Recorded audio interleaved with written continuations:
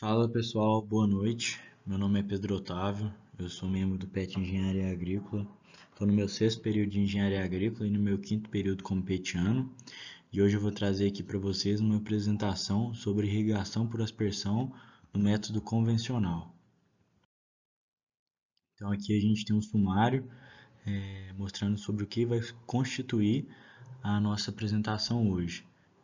O que é esse método, o que vai caracterizar o sistema, quais são as divisões que a gente pode ter no sistema de aspersão convencional, qual é o sistema de emissão e sua classificação e as vantagens e limitações que a gente tem nesse sistema. O que é? Primeiramente, o que é o método de irrigação por aspersão? Basicamente, a água vai ser conduzida em tubulações sobre uma pressão e vai ser aplicada sobre a folhagem da cultura ou sobre o solo, simulando uma chuva. E a aplicação nada mais é que a subdivisão do jato de água que vai ser lançado sobre uma alta pressão no ar através de um bocal do aspersor, no caso, né, que vai estar simulando uma chuva que vai estar caindo ali sobre essa cultura ou sobre o solo para estar irrigando. O que caracteriza esse sistema? O que caracteriza o sistema de irrigação por aspersão convencional? É todo sistema de irrigação onde o ponto de emissão de água tem que ficar parado dentro da área irrigada. Vou dar um exemplo, um aspersor de jardim, por exemplo, é um aspersor convencional. Agora um pivô, ele é um método de irrigação por aspersão, mas não é convencional, já que o pivô está em movimento. Quais são as divisões que a gente tem nesse sistema? O sistema de irrigação aspersão convencional é dividido em quatro tópicos: o fixo permanente, o semifixo e o fixo temporário, e também os portáteis.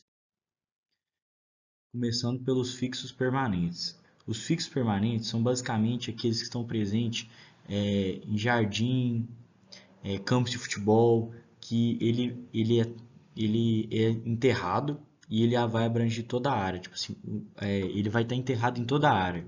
Ele tem um baixo custo de mão de obra, já que ele vai ficar praticamente enterrado o tempo inteiro, porém ele tem um alto custo para você implementar ele, já que você tem que fazer toda uma escavação da área, tem os tubos de irrigação tem que ser do material específico para não se deteriorar.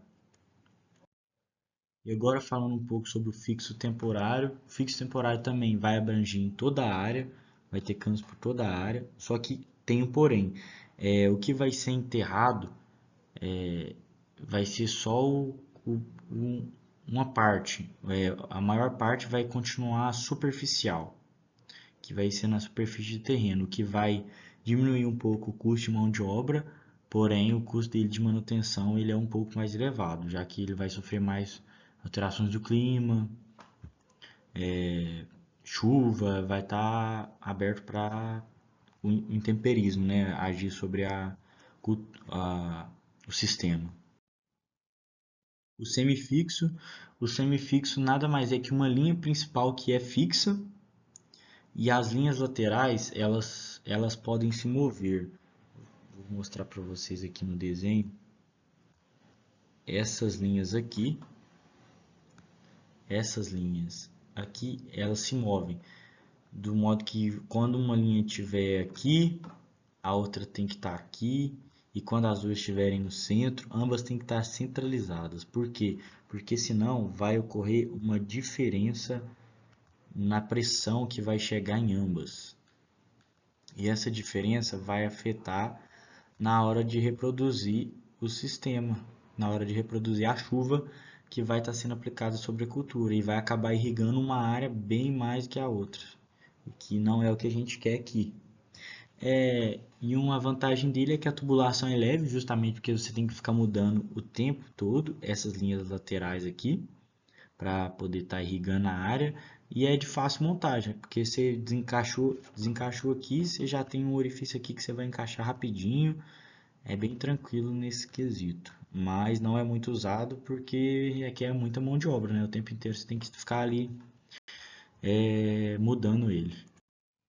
E os portáteis? Portáteis eu coloquei aqui substitui tipo de custo. Por quê? Porque ele é como se fosse uma mão na roda. Vamos supor, você está com a área ali, você planta, sei lá, morango. Você pensou, não fiz as contas, não vou precisar irrigar. Mas aí você viu que não choveu e vai precisar irrigar. Porque o portátil, tudo nele é portátil. Desde a bomba, que é uma simples motobomba que você vai conectar ali ou na TDP de um trator ou em alguma fonte de energia ou até mesmo a um gerador, ou ela mesmo tem um gerador já implementado e ela vai tocar o sistema de irrigação. Vai ter esse cano aqui que vai, tem esse cano aqui que vai buscar água, vou colocar de vermelho que vai ser melhor, que vai buscar água e o cano que vai para a irrigação. E ele é, tá vendo? Totalmente portátil, sem nada fixo nele, né? E esse é o sistema portátil. Ele é basicamente uma mão na roda. Ele vai ser um jeito de você substituir e dar um jeito que, vamos supor, você ia produzir, mas você ia produzir bem menos. Aí você consegue irrigar e manter a sua produção num certo nível que você vai conseguir ter um bom rendimento, né? Bom custo de venda depois. E o que é o sistema de emissão e classificação? Como eu estou falando, né, irrigação por aspersão, então o sistema de emissão são os aspersores, que é um dos principais componentes do sistema, que é o responsável pela distribuição da água na superfície do terreno como forma de precipitação, chuva. E o que é o aspersor? Nada mais é que um jato de água que é lançado em alta velocidade e grande pressão e é fragmentado. Tem a fragmentação das gotas com atrito pelo ar, que vai causar precipitação semelhante a uma chuva. E aqui a classificação.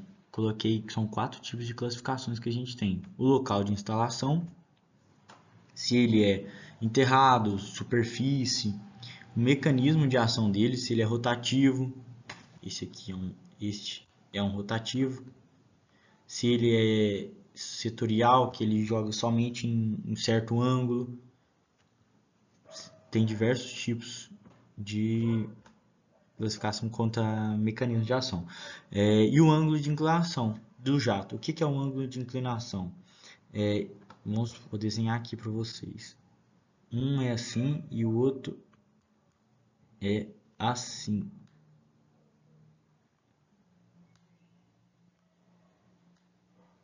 Tá vendo que aqui tem um ângulo bem maior do que aqui? Então, esse ângulo vai implicar na distância que vai te jogar e como vai ser formada a chuva. Essa é a classificação pelo ângulo de inclinação, sendo de 35 graus ou 7 graus. No caso de baixo aqui é 7 graus e esse aqui é 35 graus. E a pressão de trabalho, que nada mais é que as pessoas que vão trabalhar em diferentes pressões, que vão ser medidas normalmente por metro de coluna d'água. Quais são as vantagens e as limitações que a gente tem no sistema de irrigação por aspersão convencional? Algumas vantagens são que dispensa a sistematização e a uniformação do terreno. Desde você ter um bom projetamento assim, da pressão que vai chegar no sistema, você consegue trabalhar num terreno menos uniformizado, com um relevo com um maior declive. Permite alta uniformidade de distribuição de água, desde que seja bem dimensionado. Por quê? Porque se você dimensionar ele numa região que venta muito ou com pressões diferentes, vai acabar afetando na uniformidade da distribuição de água e não vai estar tendo o efeito que a gente quer, que é reproduzir uma chuva. Permite economia de água, pois possibilita alta eficiência de aplicação. Possibilita economia de mão de obra em alguns sistemas. A gente viu que no sistema enterrado praticamente não tem mão de obra, só o custo de implementação. E facilidade de operação e manejo, já que, como a gente viu no semifixo e no fixo portável, que é bem fácil de você encaixar, tá desencaixando, tá montando, e o manejo e a mão de obra, né, a operação em si. E algumas limitações. Alto custo inicial, como eu falei no enterrado, no fixo, você tem um alto custo para você estar implementando ele. Essa é uma desvantagem dele. Depois que você enterra, não tem como você mudar ele, né? Ele vai ter que ficar lá e você vai ter que irrigar, plantar somente naquela área. Tem que ser uma cultura que não vai mudar anualmente. Distribuição da água é muito afetada pelo vento. Como eu falei, se for mal dimensionado, não vai servir de nada. Se for num local que venta muito, você vai estar irrigando uma área e o vento vai levar toda sua irrigação para outra área que não precisaria ser irrigada e vai afetar na distribuição, na uniformidade. Favorece o desenvolvimento de algumas doenças, especialmente quando a água é aplicada sobre a copa de algumas plantas. Selamento da superfície de alguns solos argilosos, visto que se você dimensionar mal e for um solo argiloso, você vai continuar irrigando e o número de macroporos e microporos vai ficar saturado e que vai causar um selamento da superfície. E é impróprio para água com alto teor salino. Por quê? Porque uma água com alto teor salino vai causar um entupimento dos bocais dos aspersores, né? E também vai causar um maior intemperismo dos aspersores. Então é isso, gente. Muito obrigado por vocês terem acompanhado e assistirem a apresentação.